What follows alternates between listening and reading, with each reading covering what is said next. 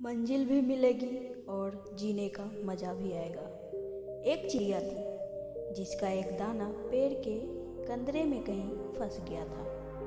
चिड़िया ने पेड़ से बहुत अनुरोध किया उस दाने को दे देने के लिए, लेकिन पेड़ उस छोटी सी चिड़िया की बात नहीं मान रहा था। हार कर चिड़िया बढ़ई के पास गई और उसने उससे अनुरोध किया कि तुम उस पेड़ को काट दो, क्योंकि वह उसका दाना नहीं दे रहा।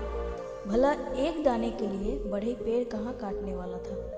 फिर चिड़िया राजा के पास गई और उसने राजा से कहा कि तुम बढ़ई को सजा दो, क्योंकि बढ़ई पेड़ नहीं काट रहा और पेड़ मेरा दाना नहीं दे रहा। राजा ने उस नन्ही सी चिड़िया को डांट कर भगा दिया और कहा, एक दाने के लिए मैं उस बढ़ई को क्यों सजा दूँ।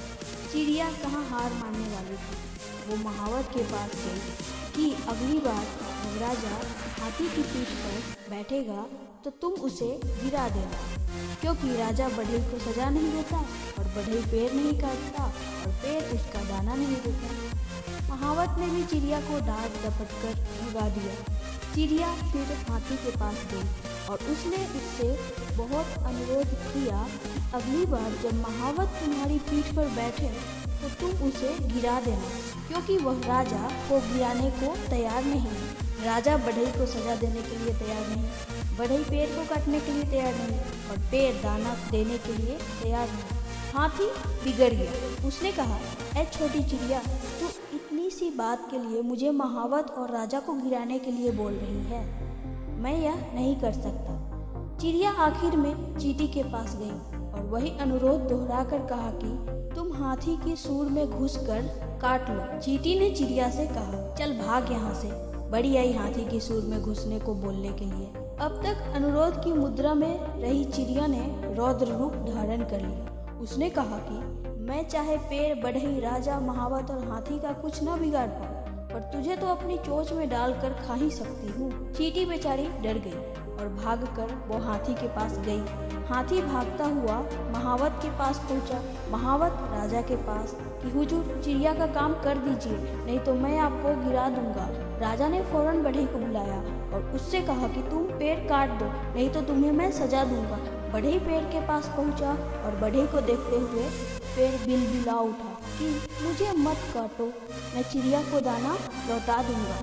अंत में जीत चिड़िया की ही हुई। तो देखा आपने कैसे चिड़िया ने अपनी बुद्धि से सूझबूझ से काम लिया। इसी तरह आपको भी अपनी ताकत को पहचानना होगा। आपको पहचानना होगा कि भले आप छोटी सी चिड़िया की तरह हो, लेकिन ताकत की कड़ियाँ कहीं न कहीं आपसे होकर ही गुजरती होंगी। हम शेर को सवा शेर मिल सकता है, बशर्ते आप अपनी लड़ाई से घबराए नहीं। अगर आप किसी काम के पीछे पड़ जाएंगे तो वो काम होकर ही रहेगा। यकीन कीजिए, हर ताकत के आगे एक और ताकत होती है और अंत में सबसे ताकतवर आप होते हैं। हिम्मत, लगन और पक्का इरादा ही हमारी ताकत की बुनियाद है।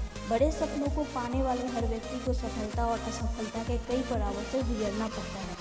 जैसे कि पहले लोग मजाक उड़ाएंगे, फिर लोग साथ छोड़ेंगे, फिर विरोध करेंगे, फिर वही लोग आपके लिए तालियां बजाएंगे और बोलेंगे, हम तो पहले से ही जानते थे कि एक न एक दिन ये कुछ बड़ा करेगा। रख हौसला, वो मंजर भी आएगा। रख हौसला, वो मंजर भी आएगा।